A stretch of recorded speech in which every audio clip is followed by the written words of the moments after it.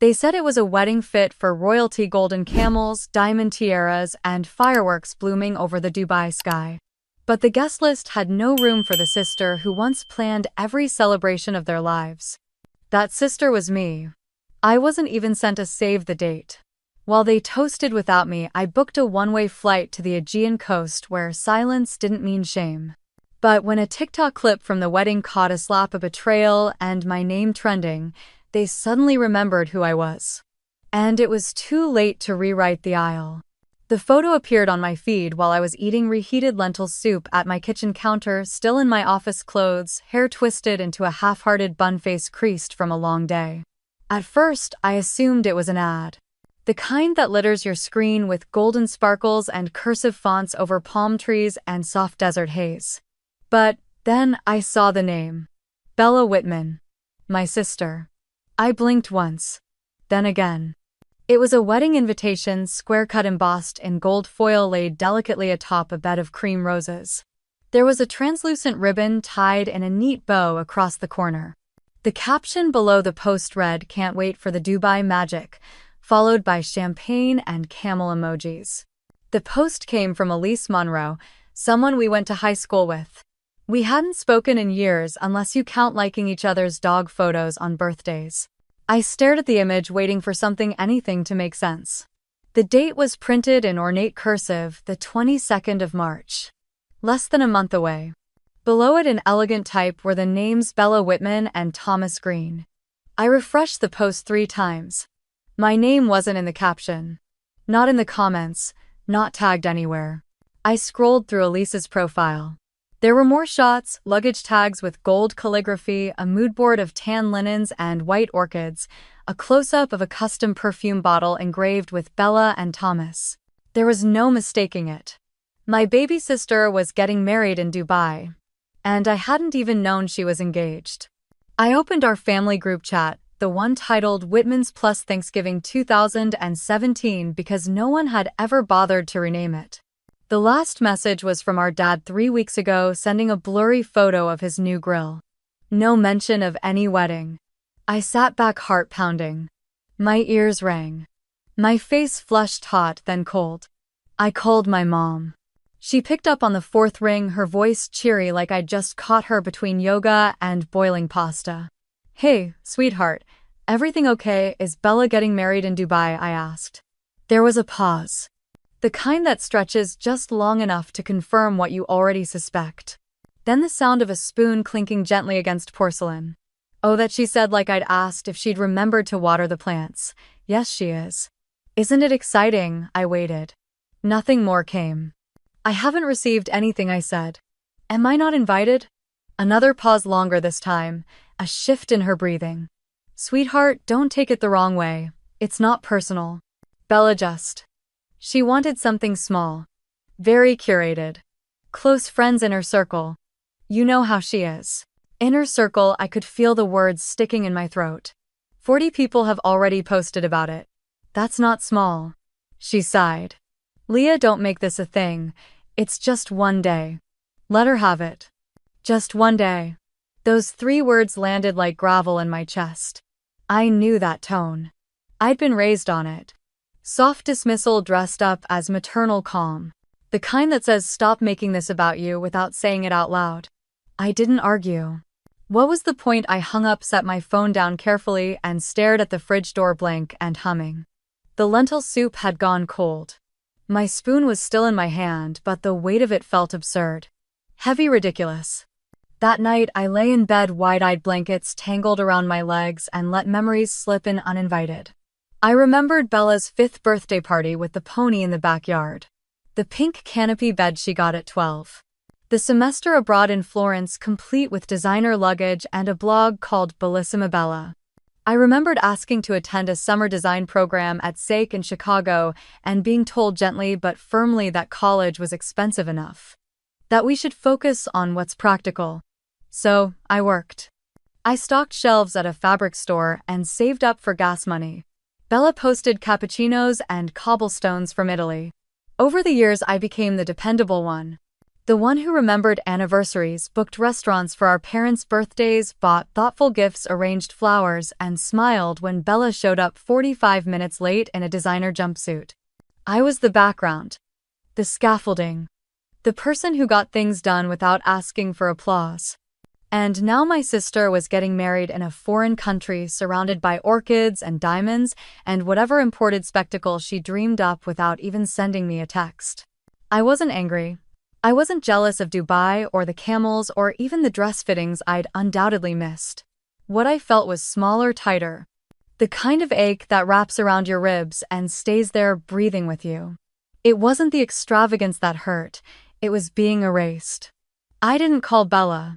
I didn't send a sarcastic message or post something vague online. Instead, I did what I've always done. I opened my laptop, went to a bookmarked site I hadn't used in years, and booked a one-way flight to Santorini. I chose a white villa built into the cliffs overlooking the Aegean. There was a plunge pool, a breakfast terrace, and an email confirmation that read, "Thank you, Miss Whitman, we look forward to welcoming you." I told no one. Not Jade, my best friend since freshman year.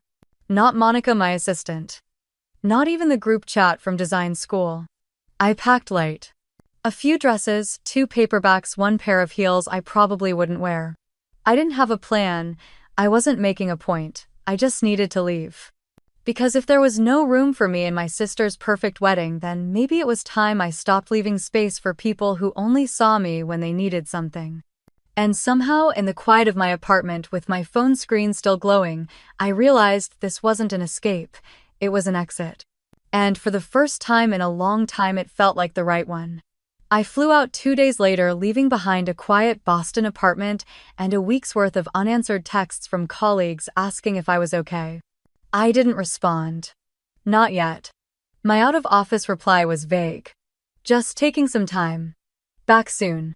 I wasn't sure when or if soon would come. The flight to Santorini was long and soft and forgettable, which is exactly what I needed. I landed in golden light, the kind that painted the Aegean like melted bronze, and climbed into a cab that wound through cliffside roads until the world felt like someone else's dream. The villa was as white as the photos, perched high and curved into stone like it had grown there. A basket of lemons waited on the terrace table. I didn't even unpack. I kicked off my shoes, let the marble cool my feet, and sat on the ledge that overlooked the sea, watching sailboats like paper silhouettes sliding across water that barely moved. I didn't cry. Not for what I'd left or for what I hadn't been invited to. What settled in me was something more dangerous than sadness. Clarity. It wasn't just the wedding, it was every time before this. The birthdays I planned. The centerpieces I arranged. The speeches I wrote for my dad's retirement dinner when Bella forgot the date. The emergency calls that pulled me from clients and contracts because Bella needed something. And I always showed up. Always. Until now. I remembered 2016 so clearly I could still feel the blisters on my hands from hauling sound equipment into a tented rooftop in Brooklyn. I had been coordinating a brand launch for a reality television star. 3 months of planning, 2 contracts signed, 1 pre-event interview left. Then my mom called. Bella had collapsed in her apartment in Soho. Something about exhaustion or dehydration or too much Pinot Grigio and not enough food. My mother's voice cracked when she said please. She always knew where to press. I canceled the event. Took a late train.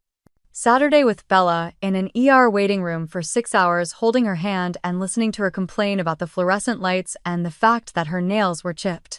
She didn't remember it, of course. She thanked me casually 2 days later with a text that read, "You're a lifesaver, love you," accompanied by a gif of a golden retriever in sunglasses. That was how it always went. Now I wasn't just excluded. I was replaced. Out of habit or maybe masochism, I pulled up Bella's wedding planner's profile the next morning. Savannah Doyle. The name hit me like a breeze off cold water.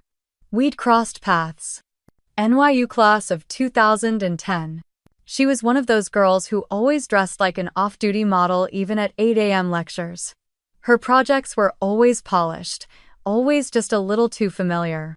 We weren't friends, but we were in the same graduate studio once. I remembered a workshop in spring 2021.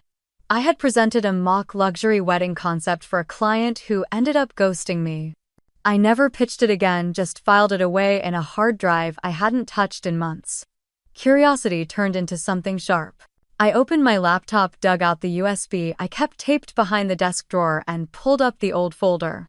There it was. Santorini Muse, a concept built around soft sand tones, pressed orchid menus, low circular arches wrapped in pearls. The palette was named Dusk Blush, Almond Smoke, and Lavender Dusk. Even the custom monogram I designed, interlocked initials inside a gold-etched olive branch, looked eerily familiar. I toggled back to Savannah's Instagram. Her latest post showed a rendering of Bella's wedding arch in Dubai. Same shape, same palette. Same initials, only theirs. I stared at the screen until the sea outside blurred with the edge of the laptop. She hadn't even changed the font. It was petty, maybe. Or maybe not. Maybe it was another brick in the wall of things quietly taken and never returned. I scrolled through Savannah's posts. Every comment called her brilliant, original, visionary. People I'd worked with before were now fawning over her. Even a past client of mine had left 3 flame emojis. I wasn't angry in the way that boils, I was angry in the way that freezes. In the way that makes everything suddenly quiet. I closed the laptop, poured a glass of water. Saturday, back on the terrace, and watched a couple take photos down the slope, the woman spinning in a flowy skirt while her partner filmed on an iPhone. I wondered if they would remember this moment in 10 years, or if it would become one of those clips you scroll past, not knowing what it took to smile like that. Inside, my phone buzzed. A message from Jade. Hey. Saw Bella's wedding trending. Are you okay? I let the message sit. Then typed. Not really, but I'm where I need to be. She replied instantly. Call me anytime. I mean it. I didn't. Not yet. Instead, I opened the photo I had saved from my original mood board. The one Savannah had mirrored. I looked at it, studied every soft line and lavender brushstroke. There was a reason I'd created it. And someone else had just used it to stage the wedding I wasn't invited to. My phone buzzed again, this time from an unknown number. You inspired me more than you'll ever know. No name. No context. But I had a guess. I turned the phone over and left it face down on the table. Then I walked barefoot down the stone path to the water, letting the wind gather in my hair like old stories, finally trying to leave. The water was colder than I expected, and it startled me in a way that felt honest. I let it wash over my ankles, then up to my calves as I stepped further into the tide, my white cotton dress clinging softly to my legs. The salt stung a little, but I welcomed it. It made me feel real again. That night, I didn't sleep much. I sat outside with a blanket over my shoulders, sipping a glass of wine that had gone warm, watching the stars blink in and out of focus. My phone sat face down on the table, silent, just the way I wanted it. In the morning, I ignored every instinct to check emails or texts or headlines. I made coffee in the little stone kitchen, pulled on linen pants and a tank top, and carried my breakfast to the edge of the terrace. The sun had barely cleared the waterline, and the air still held that early hush that only lives between 6 and 7 a.m. I let it wrap around me like a secret. By noon, I had read 2 chapters of a book I had already forgotten the plot of, then drifted into a nap with the windows open and a breeze teasing the curtains. The only noise was the occasional buzz of a moped somewhere down in the village and the distant bell of a church that rang without urgency. On the second afternoon, I stood in front of the mirror, brushed the salt out of my hair, and slipped into a simple white slip dress. It wasn't planned. I just wanted to feel clean, untouched. I poured another glass of wine, stepped barefoot onto the terrace, and held the camera up for a photo. One frame. No filters, no smile. Just me, the sea behind me, and the sky painted in lavender and gold. I didn't write anything dramatic, just 3 words. Silence is golden. I posted it without thinking, set my phone down, and walked away. 3 hours later, I saw the voicemail. Hey honey, it's Mom. Just wanted to check in. I saw your photo. You look beautiful. And well, I know things are tense, but I hope you know you'll always be family. Sisterhood is forever, right? Anyway, call when you can. Love you. It wasn't an apology, it never was. It was a carefully folded napkin of concern laid gently over a plate that had already shattered. I stared at the waveform of her voice, the way it pulsed on the screen, then deleted it. A few minutes later, a notification popped up, a comment on my post. From Rachel Lynn. Beautiful Leah, wishing you peace. Rachel was Bella's friend. One of the bridesmaids, if I remembered correctly. She was always the one carrying extra pins in her purse and offering to take group photos with the best angles. We hadn't spoken in years. I hovered over the comment, thumb suspended. I didn't reply. Instead, I opened Instagram again, this time out of reflex more than anything. I typed in Savannah Doyle's profile. Her feed was buzzing. The last few posts were photos of her and Bella tagged from locations around Dubai. Gold leaf tasting menus. Monogrammed parasols. Orchids draped from crystal chandeliers. I clicked on one photo, then another. And then I froze. The reception layout, the arch, the lighting. Even the color palette, it was mine. Not inspired by, not similar to. It was my 2021 design from that mock proposal I had created and stored away. I recognized the blush table runners with their faint shimmer. The overhead lighting shaped like intertwined branches. The seating chart with translucent columns and names handwritten in silver ink. I dug through my cloud drive, retrieved the folder, and pulled up my original file. There it was. I placed her post and my document side by side. Same fonts, same structure. Even the flow of the menu matched. She hadn't just copied me, she had lifted it wholesale. I sat back in the chair, letting the disbelief run its course. Savannah had used my work. My concept. And now she was being hailed as visionary by accounts with thousands of followers. My sister's wedding had become the crown jewel in Savannah's growing portfolio, all built on something I'd created and buried. A comment under her latest post read, "Best wedding I've ever seen. You're a genius." I closed my laptop gently, like setting down something that might break if I touched it wrong. I wasn't sure what to do. A part of me wanted to message her to demand credit, to call her out. But another part of me, the deeper, older part, didn't want to explain my worth to anyone. She knew what she did. And I knew where it came from. That would have to be enough. For now. The sky outside had turned a deeper blue and the wind had picked up slightly. I walked out to the terrace again, wine forgotten, and leaned against the stone railing. Far below, someone lit a fire near the beach. The flicker of it caught the curve of the water just right. I stood there until the sun vanished and the first stars found their place. Then I turned off my phone, locked the patio door behind me, and let the night hold me in its quiet arms. The morning sun slipped through the shutters, painting soft gold stripes across the marble floor. I stretched under the linen sheets, breathing in the faint salt of the sea air. It was quiet, still. For a moment I let myself believe the silence would last. Then my phone lit up. Not one alert, dozens. Missed calls, messages, notifications, all tumbling in like a wave I didn't know how to stop. I ignored them at first. Let the screen blink itself tired. But then one name stood out, Jade. I opened the text. She had sent a link with no explanation.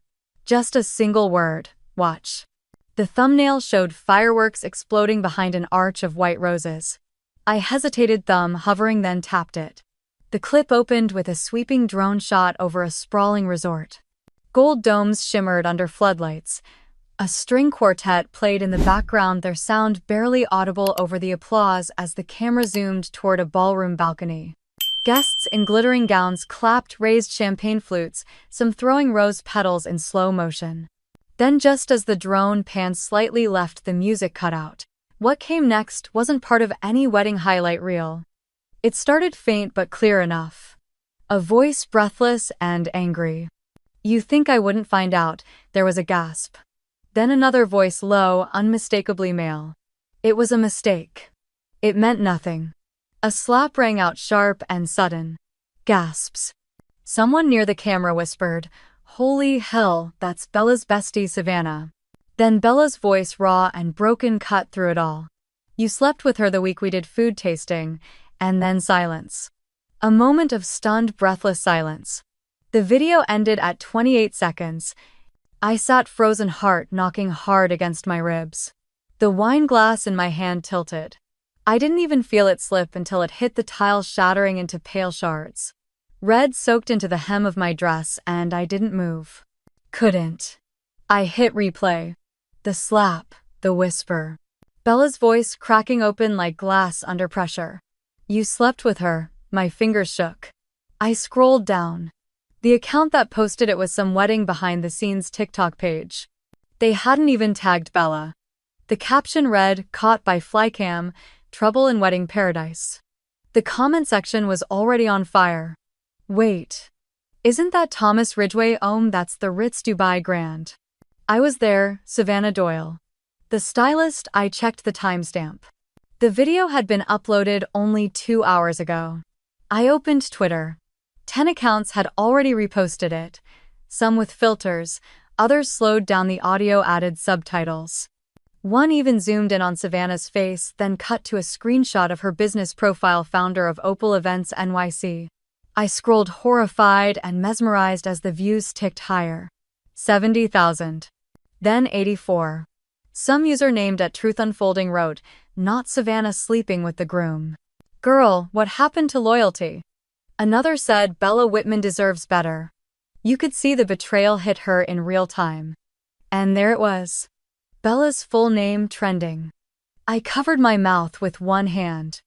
My heart ached, not with satisfaction or vindication, but something colder. Something heavier. This wasn't how I wanted to be proven right. I had imagined Bella standing in her dress, surrounded by fireworks, basking in the glory she so desperately curated. I hadn't imagined her finding out on her wedding night that her husband had betrayed her with her own stylist. Her friend. And yet, somewhere deep inside, past the shock and pity, something else stirred. Not revenge. Relief. I opened Instagram and saw the flood. Guests had posted photos all night. Camels adorned in silk blankets. A 5-tier cake with gold leaf and sugar orchids. The bride in custom elisab descending a staircase of rose petals. Men in tuxedos smoking cigars under lanterns imported from Morocco. Performers in feathered headdresses dancing beside a pool that glittered with floating candles.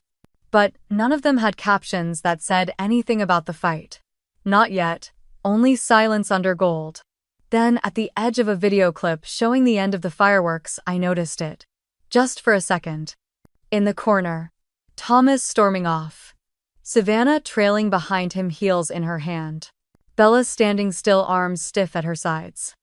The illusion had cracked. I stared at the screen for a long time, then finally shut it off.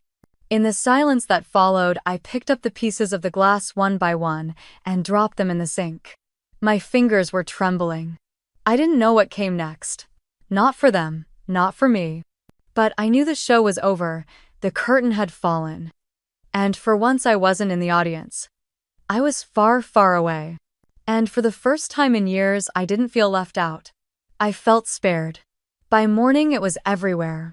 Luxury wedding melts down in Dubai flashed across the home screen of my news app, followed by stylist slaps groom, bride screams betrayal in viral clip, and influencer Bella Whitman's fairy tale ends in fireworks. I didn't even have to open the articles. The headlines told me enough.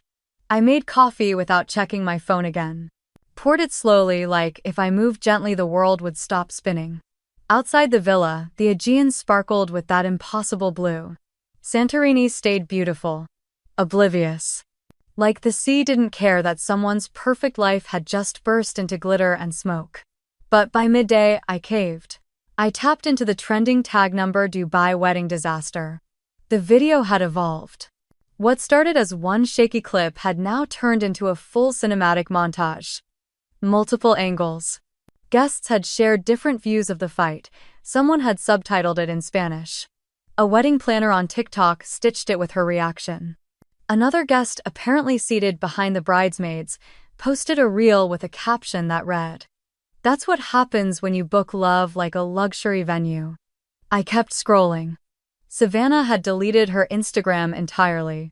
Her styling agency's page was now private. Comments from angry brides to be demanding refunds still flooded the tagged photos. Bella hadn't deleted anything, but every photo was locked down. She had turned off comments, removed tags, and stopped posting, but the internet didn't care about privacy settings. Not anymore. An article from Buzzline News had a side-by-side of Bella and Savannah during their bachelorette trip to Positano, arms around each other, glowing in matching swimsuits. The headline underneath read, "From best friends to betrayal inside the wedding that imploded mid-vows." And then nestled near the end of the article, a sentence froze me in place. Sources close to the family reveal that the bride's older sister was notably absent. No explanation has been offered, though some speculate a long-standing rift. My breath caught. I stared at the words again. Notably absent. The phone rang. Dad. I watched it ring once. Twice. The third time I picked up. His voice was lower than usual. Not angry. Not warm either. "Leah, come home." I didn't say anything. "The press is calling," he continued. "They want to know why the sister isn't in any of the pictures. They want quotes." Still, I said nothing. "Leah," he tried again, softer now. "You've made your point." I hung up. A minute later, he sent a follow-up text. "You're making it worse by staying quiet." I tossed the phone on the bed and walked to the patio. The wind had picked up. Waves slapped the rocks with more force than yesterday. My coffee had gone cold. I walked back and tried to distract myself. Opened the fridge, closed it, scanned through old photos on my iPad. It was no use. The second ring came just before sunset. Not Dad this time. "Jade." I answered on the second ring. "You've seen it?" she asked. No hello, no hesitation. "Yes, it's blowing up. Twitter. TikTok. Even Daily Mail picked it up." "I know." Her voice dropped. "But that's not the craziest part." I waited. The original poster, the one who uploaded the first drone clip. It was Oliver. Everything in me went still. Number. Yes. I checked 3 times. His handle's different now, but it links to his freelancer profile. He was there. With Rachel. I leaned against the edge of the bed, knees weakening. Of course he was. Oliver. The man who once said I was too safe. Too predictable. That I lacked ambition because I didn't want to follow him to war zones and protests. The man who called my stability a cage. Now he was filming viral scandals and cashing in on pain. And Rachel. Bella's friend. The one who had commented on my Santorini post like nothing was wrong. She was in the shot too, laughing. Holding a champagne glass as fireworks exploded in the background. It all clicked. He had used me. The DM he sent 2 weeks ago casually asking where I was spending the summer. I hadn't answered. But Rachel followed me. She'd seen the villa photos. She'd known I wasn't at the wedding, so had he. And now he was leveraging that absence for narrative. An exclusive angle. A missing sister. The quiet scandal behind the loud one. I ended the call with Jade typed one message and sent it. There are fireworks no one invites, but they explode anyway. Then I powered off my phone again. I didn't need to see what came next. I wasn't going to be a footnote in someone else's drama. I wasn't going to be the mystery sister for tabloids to dissect. I stepped onto the balcony, pulled the shawl tighter around my shoulders, and watched the night bloom with stars. Quiet. Undisturbed. And this time I stayed there. Let the chaos unfold without me. Let the noise eat itself. They had turned their spotlight elsewhere. But shadows always remember where the light used to be. The morning light in Santorini had that pearly shimmer again, like the world was trying too hard to look innocent. I sat on the edge of the whitewashed balcony, coffee growing cold in my hand, staring out at the Aegean Sea that refused to care about anything but being blue. My phone buzzed beside me. I didn't move. It had been buzzing all night. Eventually, I looked. 3 missed calls from Mom. 2 from Dad. 1 text blinking unread. Bella isn't eating.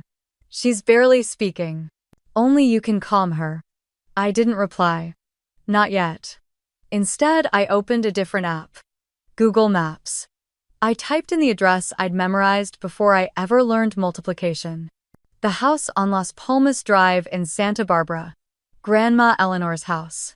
It used to be the only place that felt like mine. Even more than the Manhattan apartment I bought myself at 28. I dragged the little yellow figure onto the street.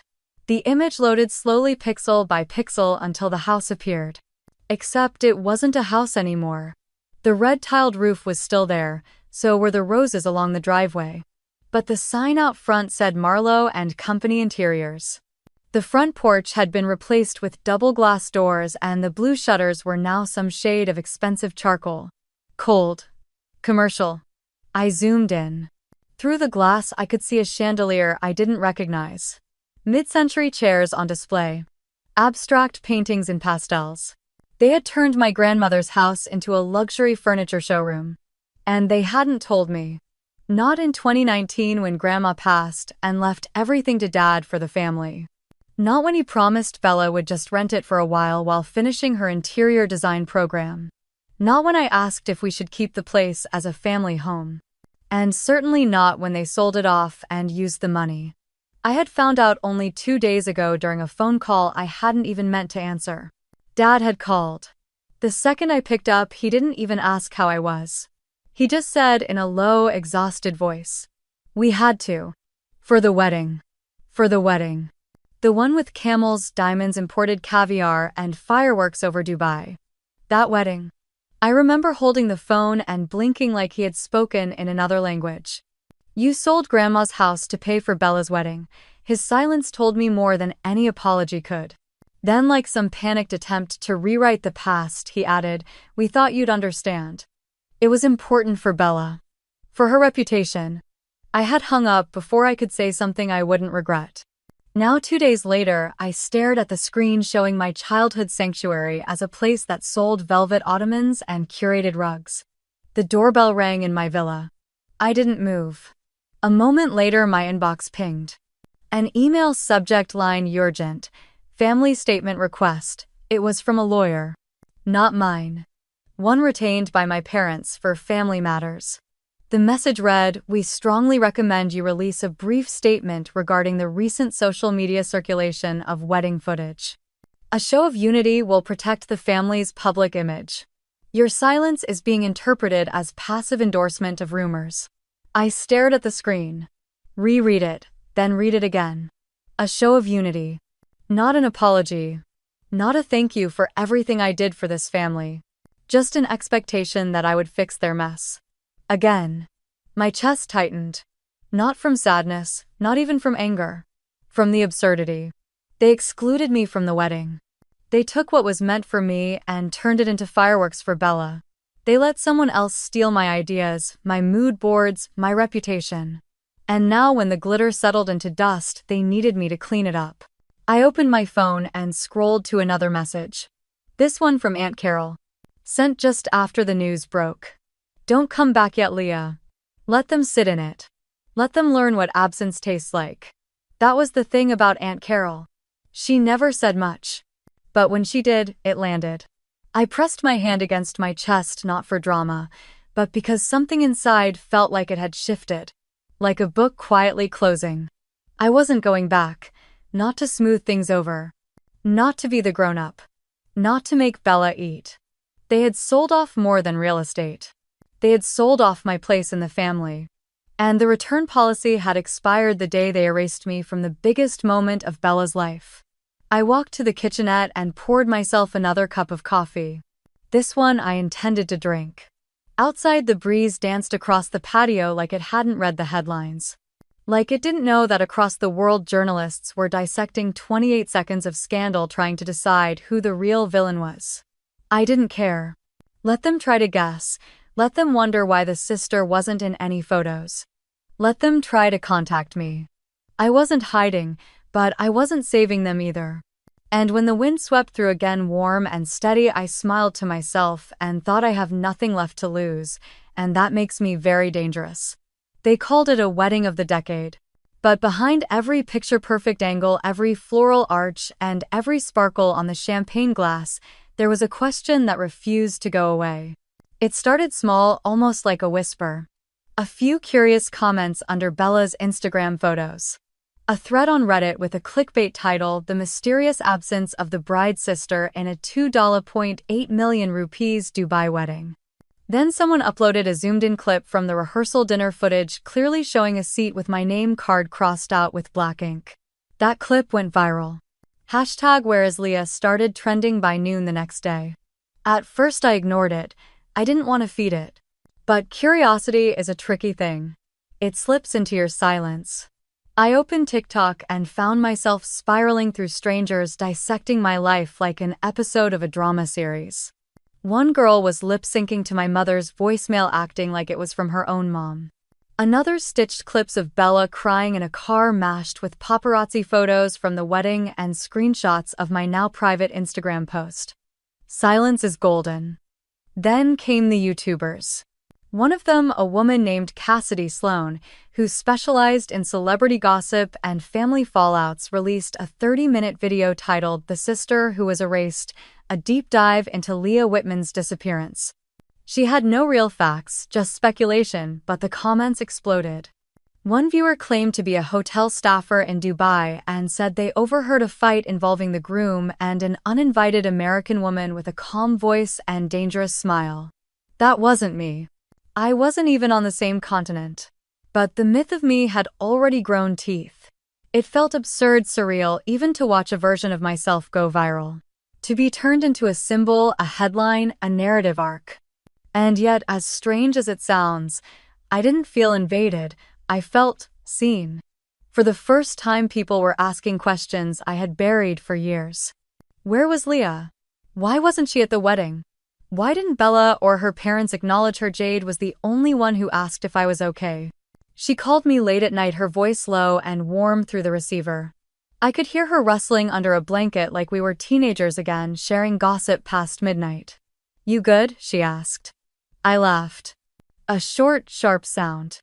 "They're calling me the uninvited healer," I said. Jade paused. That actually kind of fits. Apparently someone on Twitter had coined it after my photo with the wine glass and white dress got reposted by a famous stylist named Vivienne Lux. Her caption was short but thunderous. "You deserve your own aisle." That was it. 4 words.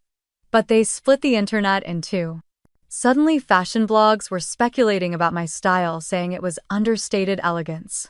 Some fans of Vivienne started drawing parallels between me and Meghan Markle.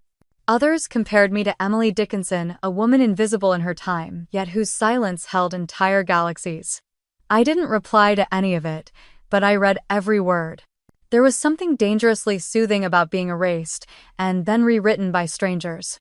They didn't know me, so they filled in the blanks with poetry and fire. They didn't see the rawness, the years of biting my tongue at family dinners, the nights I drove in circles just to cry alone. They saw a woman who walked away with grace. Who chose herself. Jade texted again later that week. "You remember that podcast we talked about starting?" she wrote. "The one about family systems, trauma healing?" I sent a thumbs up. She replied instantly.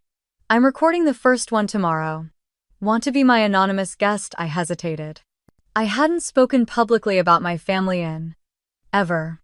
I wasn't sure I even had the vocabulary to articulate what it felt like to be slowly ghosted by people who once kissed your forehead goodnight. But I was tired of swallowing the story whole. Maybe it was time to let it out in fragments. "Okay," I typed back. No names. Just feelings. We recorded that night. Jade introduced me as Elle. The episode was titled "The Invisible Daughter." I spoke slowly, careful not to shatter. I told her about being the backup plan for family logistics. The one who was always asked to drive grandma to appointments but never invited to sit at the head table. I told her about the time Bella broke her ankle before a school play and I had to step in last minute, and how her parents still congratulated her for being the star. It wasn't a rant, it was a release. When we finished, there was silence between us. Jade whispered, "I'm sorry. You deserved so much better." I didn't cry. I had cried enough in secret. Instead, I sat on the floor of my Santorini villa staring at the flickering candle on the windowsill, watching how the flame danced without asking anyone for permission. The podcast aired 2 days later. It reached over 100,000 plays in less than 24 hours. Listeners began sharing their own stories. A woman from Wisconsin wrote, "I haven't spoken to my sister in 15 years. This made me want to write her." A teacher in Seattle commented, "I never realized how much I erased my own daughter by praising her brother. Thank you. I wasn't trying to start a movement, but sometimes movements start in silence. In the unspoken ache that finds language at last." That night, I opened my email to find a message from Vivienne Lux's assistant. She wanted to send me a custom dress from her next collection. She called it the vanishing point. I laughed alone in the dark. Maybe I was vanishing. Or maybe, just maybe, I was finally becoming visible in my own life. A notification blinked on my screen. Twitter alert. She didn't crash the wedding, she redefined it. And beneath that, a photo of me in Santorini, arms outstretched, the sea behind me endless and wild. I closed the laptop. Tomorrow, I thought, I'll swim. Not to escape, but to remember. I'm still here. Still whole. Even after all the pieces they tried to carve away.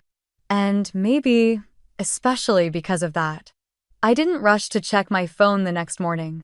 The sun spilled across the floor like nothing had changed, like the world hadn't twisted just slightly off its axis overnight. But when I finally opened my notifications, reality came flooding back in ugly waves. There were 4 voicemails. I played them in order, sitting on the edge of my bed like a student awaiting grades she already knew were bad. The first was from my mother. Her voice came through in sobs, cracking with a desperation that would have broken me 5 years ago. Now it just sounded familiar. Predictable. "Leah, please just call us back. I don't know what happened to Bella. She hasn't eaten since the clip. She won't speak to anyone. I told her you'd know what to do. Please. Just tell me what to say to her." Click. The second was my father. Measured. Cold, efficient. "You need to stop this. The family's under scrutiny. Reporters have been contacting my office. We were not prepared for this level of exposure. I expect you to handle yourself like an adult and not escalate things further." Click. The third voicemail was Bella. Her voice barely more than a whisper. "Leah. I didn't know. I swear I didn't. I thought I could fix it before the ceremony. I thought if I smiled enough it would all go away. I'm sorry you weren't there. I just wanted one day that was mine." Click. I paused before the fourth. There was no name on the transcription. Just a voicemail from a blocked number. I tapped it with a strange chill crawling up my back. Static. Then silence. Then a breath. One shaky inhale, one shuddering exhale. Then it ended. I deleted all 4. Not because I was angry, but because none of them had said the only thing that mattered. Not a single one of them had said, "I'm sorry." Jade arrived that evening. She didn't knock. She just texted, "Open up, I brought wine," and passive aggression. We sat on my patio under string lights I had hung last summer and never taken down. She poured 2 glasses without asking, like always. I told her about the voicemails. She didn't flinch. "They're panicking," she said. "Not because they miss you. Because they lost their anchor. You've been the quiet center holding all their chaos together." I laughed, sharp and bitter. I was the glue in Bella's shoes. The invisible patch on her gown. I sewed up her messes so often she stopped noticing they existed. I didn't just hold them together. I held them up. And when I stopped, they wobbled. Jade tilted her head. "You're not wobbling, though. You're standing still. That's power they never expected you to have." We clinked glasses. Later that night, I opened my inbox to find a new message from my parents' attorney. A professionally worded request that I issue a short public statement. Something soft, non-accusatory. Something that would, and I quote, "protect the family brand." I didn't reply. Instead, I scrolled through my social media. It felt like walking through a museum where every exhibit was built from a version of me someone else had imagined. Pictures of Bella's wedding were still up, captioned with broken hearts and sun emojis. Extended cousins were posting throwbacks to the most beautiful celebration of love we've ever seen. Nobody tagged me. Nobody even seemed to notice my absence except to quietly avoid it. I went to my following list and unfollowed every single relative. One by one. Aunts, uncles, cousins I hadn't seen in a decade, even Bella. Then I changed my profile bio to one sentence. Not everyone gets a seat at the table. Some of us build a new one. I shut the app. The silence that followed was not empty. It was full of breath of space, of something sharp and clean carving through old noise. The next morning, my inbox had a dozen new messages. Publicists offering to help me shape the narrative. Producers curious if I wanted to own the moment by doing a sit-down exclusive. A documentary pitch came in from a YouTuber who had gone viral narrating my story using stolen wedding clips and fan art of the forgotten sister. I didn't respond to any of them. Instead, I made myself eggs, open the windows, and let the breeze carry the weight out of my lungs. I wasn't interested in building a brand on pain. I didn't want to trade one kind of performance for another. Jade texted me later that day with a screenshot from a stylist's Instagram story. It was a repost of my new bio. Caption: "You deserve your own aisle." I smiled. Not out of pride, out of recognition. Someone saw me. Finally. The voicemail from Bella played again in my mind uninvited. I just wanted one day that was mine. The irony was thick. She had an entire palace in Dubai, diamonds and fireworks, a horse-drawn carriage for the rehearsal dinner, and somehow she still believed I had taken something from her. It had never been about the day. It had always been about the room. The invisible one I carried inside me that absorbed their messes and mirrored back approval. Now that room was empty. Quiet. Locked. And for the first time I wasn't pacing inside it. I was on the outside watching the door close. Softly. Finally. Ready to walk somewhere else. The air on Naxos was lighter than I remembered. Maybe because this time I wasn't carrying anyone else's weight. I rented a small studio at the edge of the old town, just far enough from the tourist cafes to hear myself think. The landlord Giannis handed me the keys and said in broken English, "You look like someone who's been too quiet for too long." I smiled and nodded. He wasn't wrong. The place had chipped blue shutters and a lemon tree outside the window. No marble tiles, no camel-shaped gold statues. Just silence broken by birdsong and the sound of waves somewhere down the hill. I didn't decorate. I didn't bring much. Just a worn leather journal, 2 sets of clothes, and a second-hand laptop. My first morning there I sat on the balcony and tried to order coffee in Greek. The waitress smiled, corrected my pronunciation gently, and brought me a frap with condensed milk. I didn't check my phone. I watched the way the light moved on stone. I watched how the old men leaned into each other's stories. In the afternoons, I'd write. Not a memoir. Not yet. Just pieces. Memories that had no place before. The green hairbrush Bella broke when we were 11. The time Dad told me I needed to lose 5 pounds before my cousin's wedding. The silver ring I bought for myself after getting my first bonus. No one had celebrated that moment but me. At night I watered the potted basil plant Giannis left on my windowsill. He'd said it brings luck. I didn't know if I believed that. But something about nurturing something small felt right. I hadn't posted anything on social media since the scandal broke, but the internet hadn't stopped. I didn't need to Google my name. My inbox told me enough. One day, Jade forwarded me a Reddit link. Title: $1 Million Bride with No Sister. Subheading: Everyone's obsessed with the dress. No one's asking why there's no maid of honor. The post had gone viral. Thousands of upvotes. Comments speculating whether I had died, joined a cult, or been paid to disappear. One commenter wrote, "The saddest part of that wedding isn't the camels or the diamonds. It's the missing chair beside the bride." I didn't cry. I didn't even feel much. It was like watching a movie where you know the ending. The next week, a message came through my website contact form. "Hi Leah, I'm Elena Novak, founder of Atelier Celine, a bespoke wedding design company based in Vienna. We specialize in narrative events across Europe. We saw the stories about your family. We'd like to invite you to consult on a new series called The Uninvited, curated weddings for those who were once left out of someone else's. No pressure. But your voice could change how people experience their own stories. Warmly Elena." I read it twice. Then again. I didn't know if it was a prank or a publicity stunt. But something about the wording stuck. Curated weddings for those who were once left out. I remembered the woman who wrote to me after Jade's podcast aired saying her sister had removed her from the bridal party because her wheelchair wouldn't match the aesthetic. I remembered the guy who DM'd me to say he hadn't been invited to his father's funeral because his stepmother wanted peace. Maybe people like us needed a space that wasn't an apology or a revenge plot. Just a space that said, "You matter, even if no one saved you a seat." I took 2 days to reply. "Hi Elena, thank you for reaching out. Your concept speaks louder than most statements I've heard from my own family. If your offer's still open, I'd be honored to help shape the uninvited. Let's create something beautiful not in spite of absence, but because of it. Best Leah."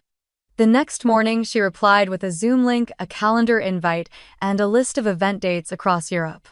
I stared at the screen. I wasn't thinking about Bella or my parents or the headlines. I was thinking about a little girl who used to arrange birthday picnics for her dolls because no one ever came to her real ones. She would have liked this. I didn't tell Jade right away. When I did, she laughed softly and said, "Of course they'd call you.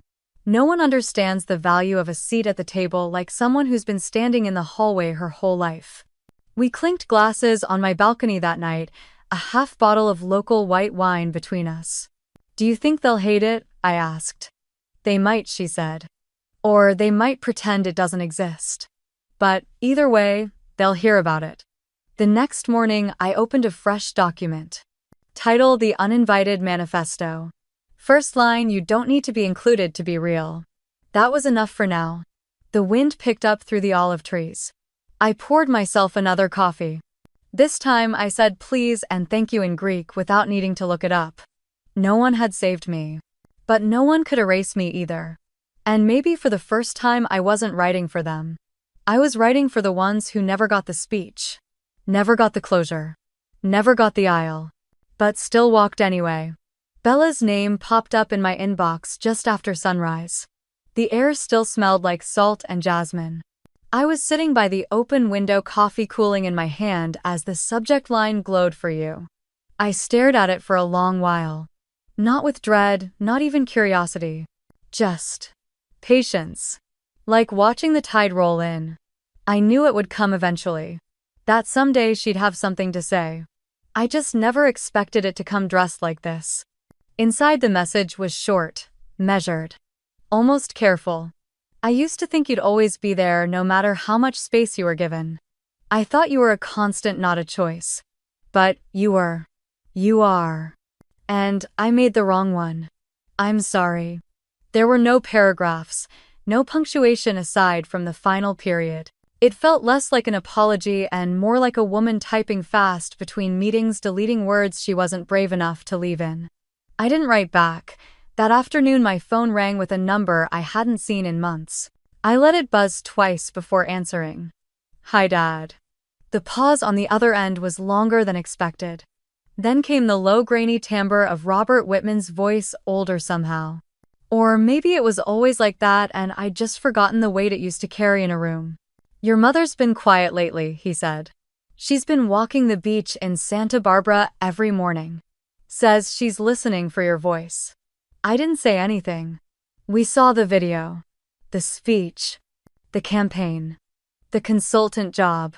Still I waited. He cleared his throat. "Your sister. She's seeing someone new. He's older, has a daughter. They're settling down," she says. We were thinking, well, she was thinking maybe you'd like to. "Is this the part where you say sorry?" Another pause. This one stretched so far I thought the line might have dropped. But it hadn't. "I guess we're not really good at that, huh?" "No," I said. "You're not." More silence. Then his voice again, softer now. "I know we didn't protect you. Not in the way parents should. I can't change that, but I'm here now." I wanted to believe him. I really did. But when trust is starved long enough, even the sound of concern can feel like manipulation. "I'm not angry, Dad. You're not number. I'm just not there anymore." He exhaled like he'd expected something more dramatic. Maybe even a scream. But I had no fire left for that. only ashes. And peace. We hung up quietly like old colleagues on their last shift. That night, I opened the wedding photo album Bella had uploaded. It was still public, still filled with comments from influencers and business partners praising her beauty, the extravagance, the symbolism. So blessed, so magical.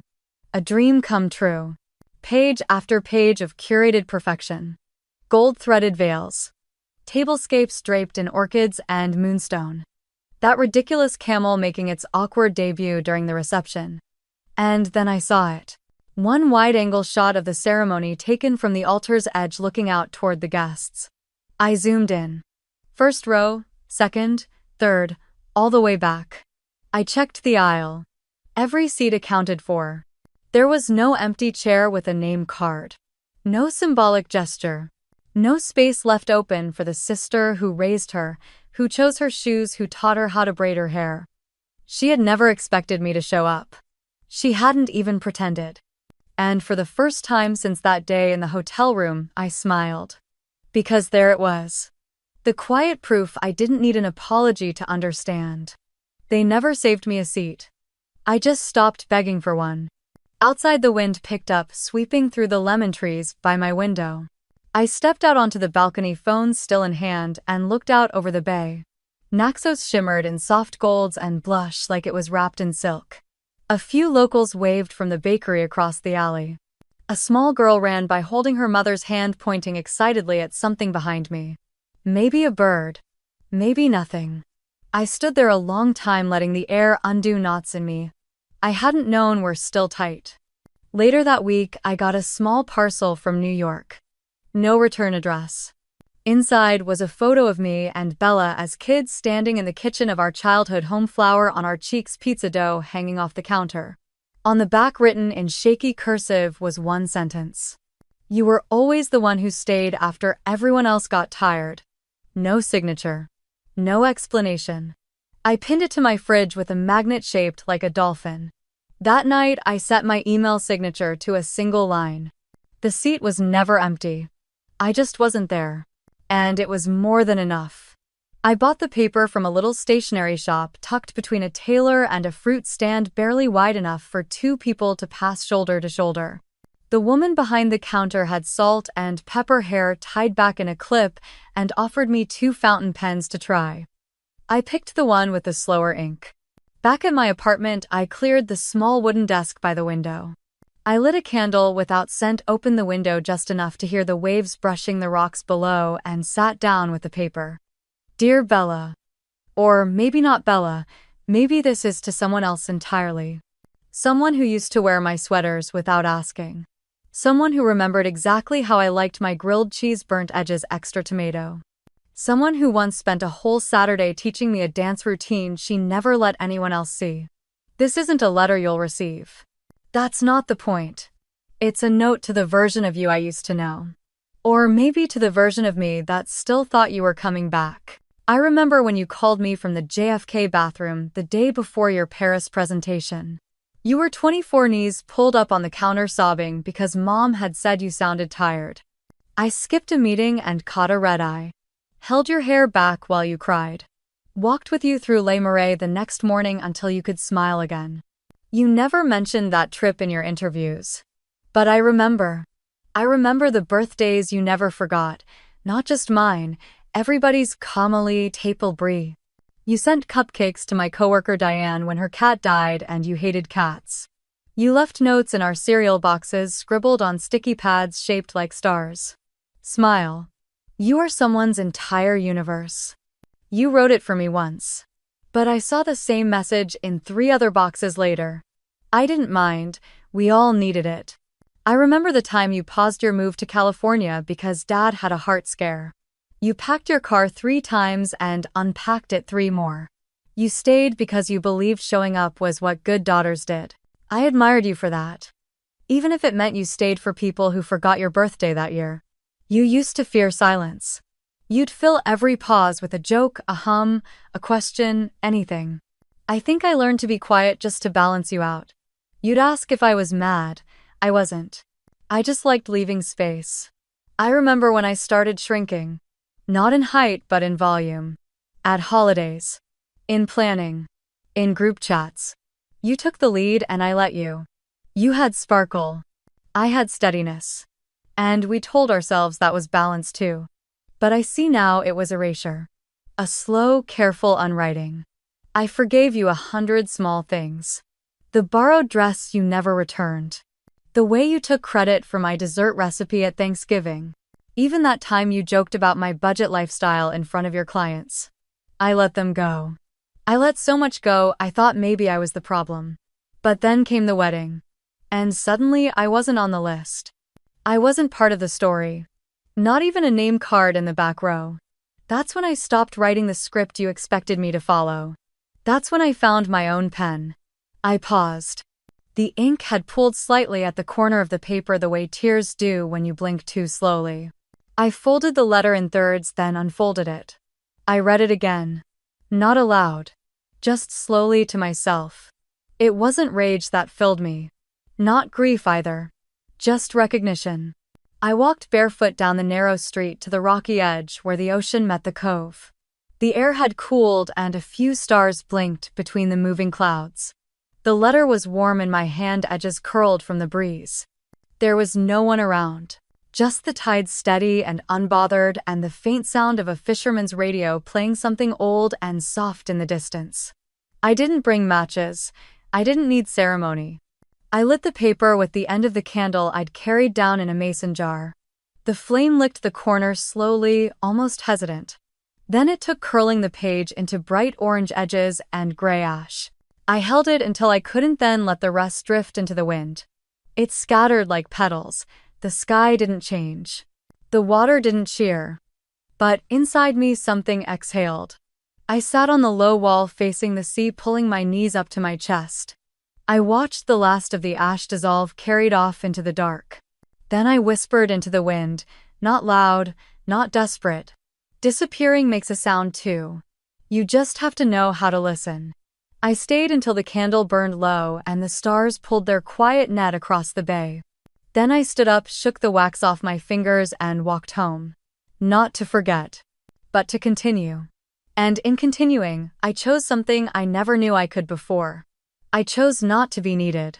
The morning after the letter burned away, the air smelled like salt and clean stone.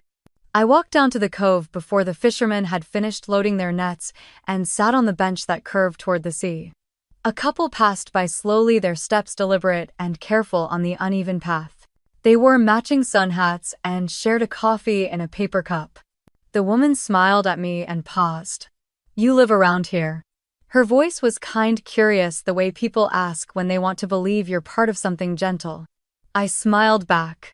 Almost do now. She nodded like that answer made sense to her. They continued walking, and I stayed where I was, watching the waves soften the rocks below.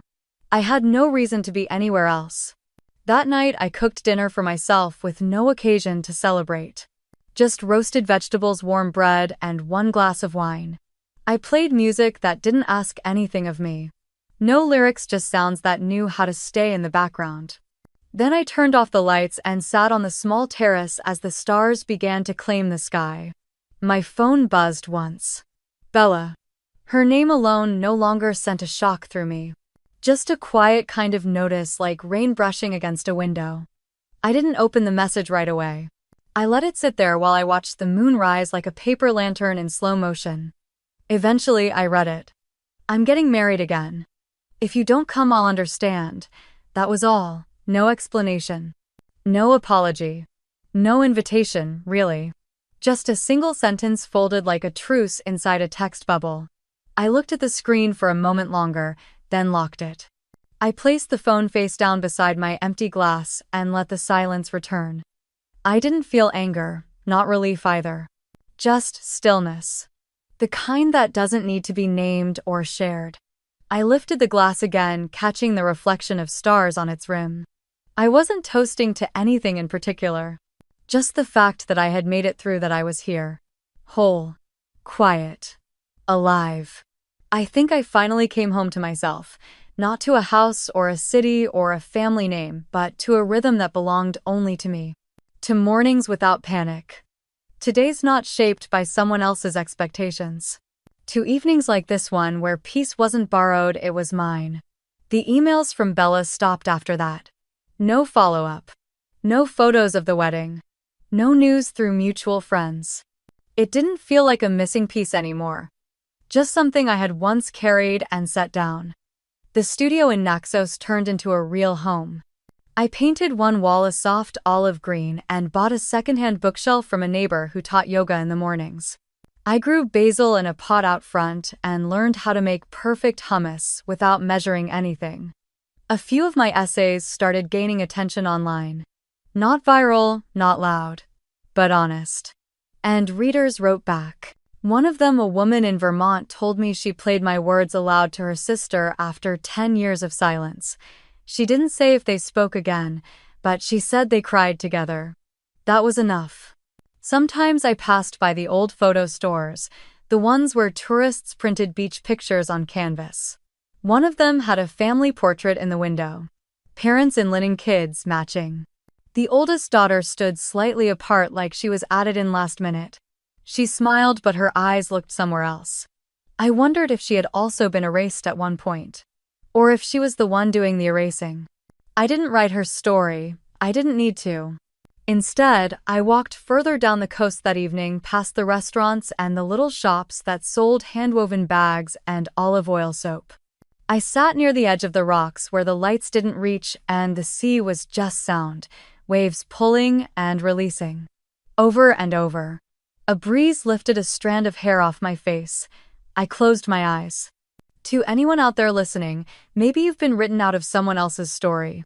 Maybe your name was left off the list, your chair never pulled out, your presence never welcomed. I know what that feels like. To wonder if you ever belonged. To hold your breath in rooms you paid to decorate. To show up only to be made invisible. But I promise you this, you are not unseen, you are not without weight. Even silence leaves footprints. Thank you for staying with me until the end. If this story reminded you of your own or someone you love, tell me. I want to hear it. Because sometimes just saying it aloud is how we begin again.